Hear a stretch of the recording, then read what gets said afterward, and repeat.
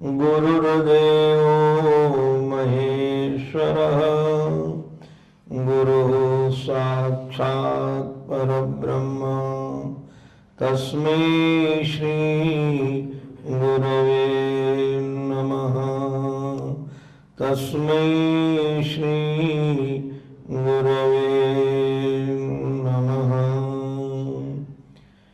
श्रीमन्नारायण नारायण नारायण श्रीमन्नारायण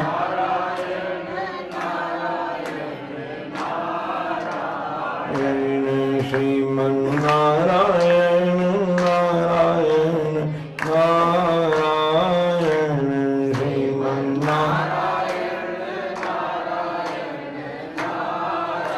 नारायण लक्ष्मी नारायण नारायण नारायण लक्ष्मी नारायण नारायण नारायण लक्ष्मी नारायण नारायण नारायण लक्ष्मी नारायण नारायण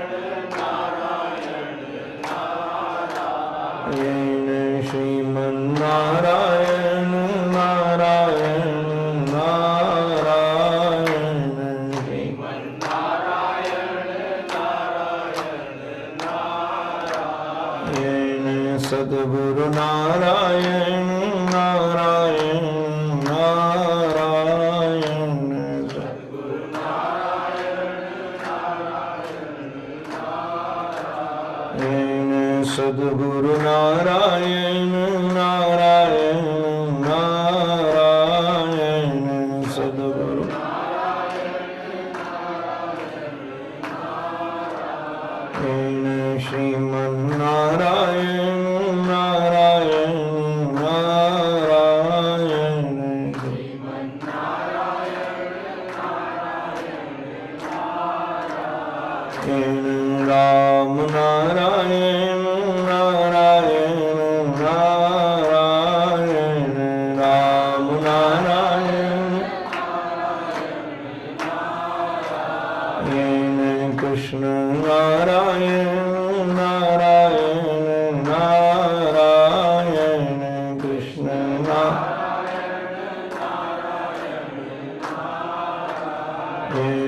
कृष्ण नारायण नारायण नारायण कृष्ण नारायण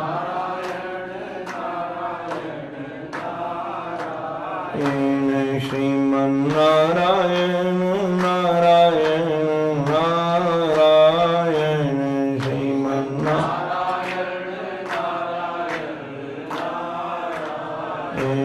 श्रीमन्नारायण नारायण नारायण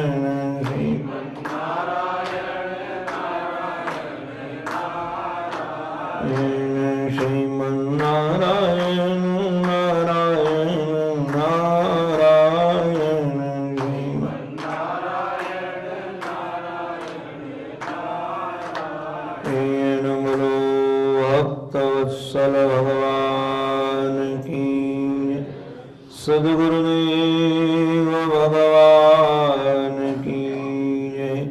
श्री हनुमंतलाल जी महाराज की, श्री राघवेंद्र सरकार की जय। वृंदावन विहारी लाल की जय। जय जय श्री राधे, जय जय श्री राधे, जय जय श्री राम। लेत सदा सुधि दीन की, सहज कृपा के धाम। जननी जनक श्री राजेश के, प्रभु श्री सीताराम। हम सब श्री हनुमंतलाल जी महाराज की हेतु की कृपा के कारण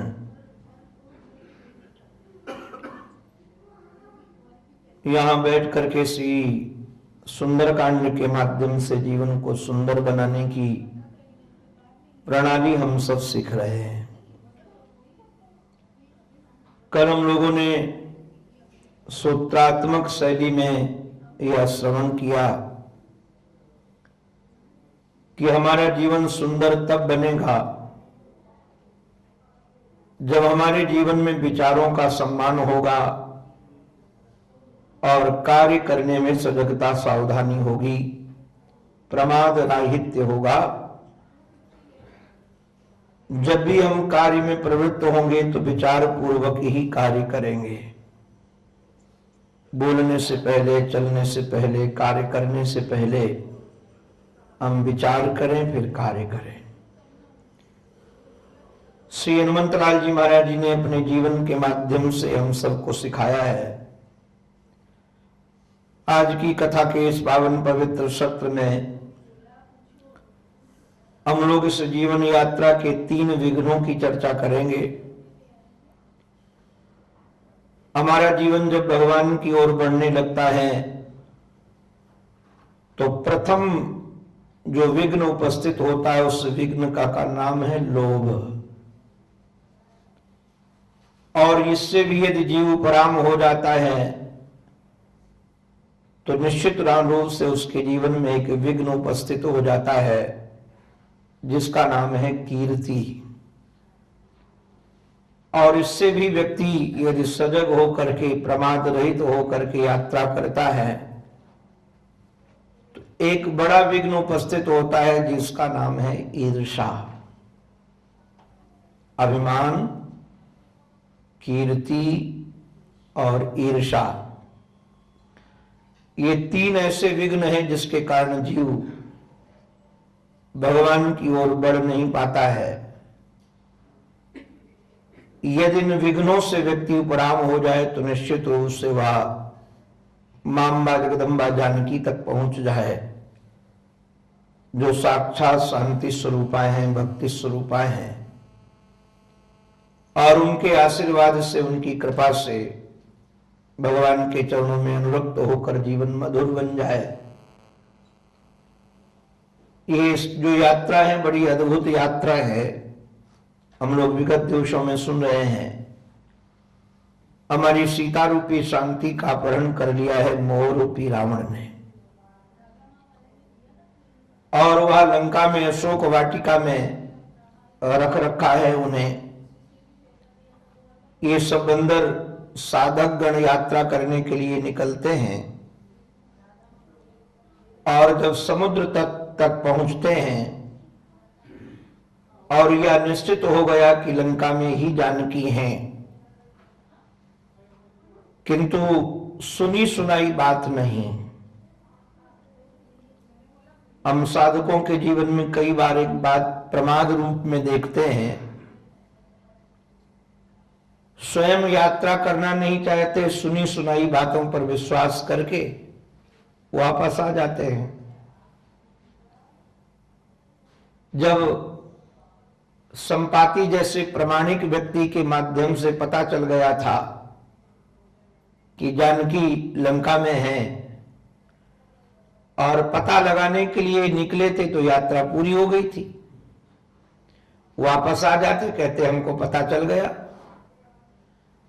किंतु जब तक वह जानकी से मिले नहीं तब तक यात्रा पूरी वो मानते नहीं है।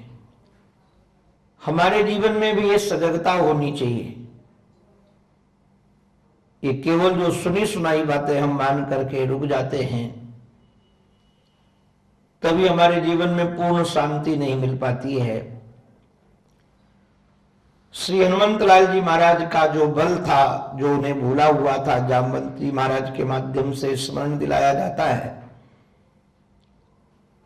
जामवंत के वचन सुहाए, सुनि हनुमंत हृदय अति भाए। श्री हनुमंतलाल जी महाराज को ये वचन बड़े हृदय को पवित्र करने वाले लगे, अच्छे लगे।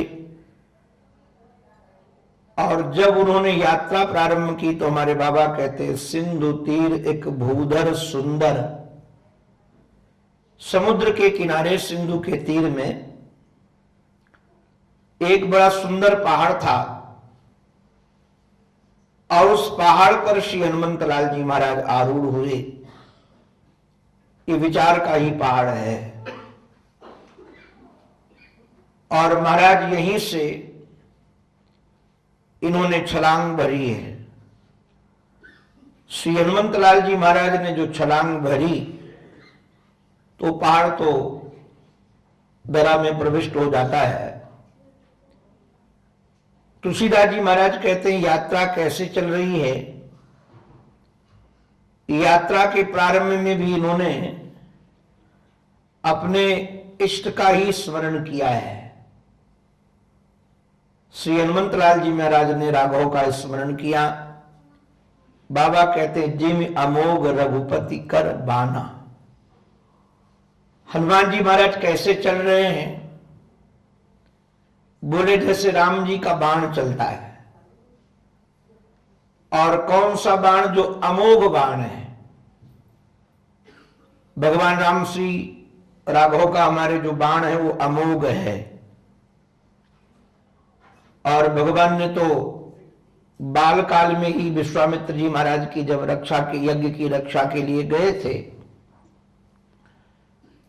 तो मारीच पर ऐसा प्रहार किया बाण का कि वो भी 100 योजन के दूर आकर के गिरा था। श्री हनुमंत लाल जी महाराज भी आज बिल्कुल मानो राघव के बाण पर ही आरूढ़ होकर यात्रा कर रहे हैं। ध्यान रखने लायक बात यह, यात्रा में कोई भी जीवन की यात्रा हो, उस यात्रा में आपको यह स्मरण बना रहे कि हमारी यात्रा के साथ में हमारे भगवान हैं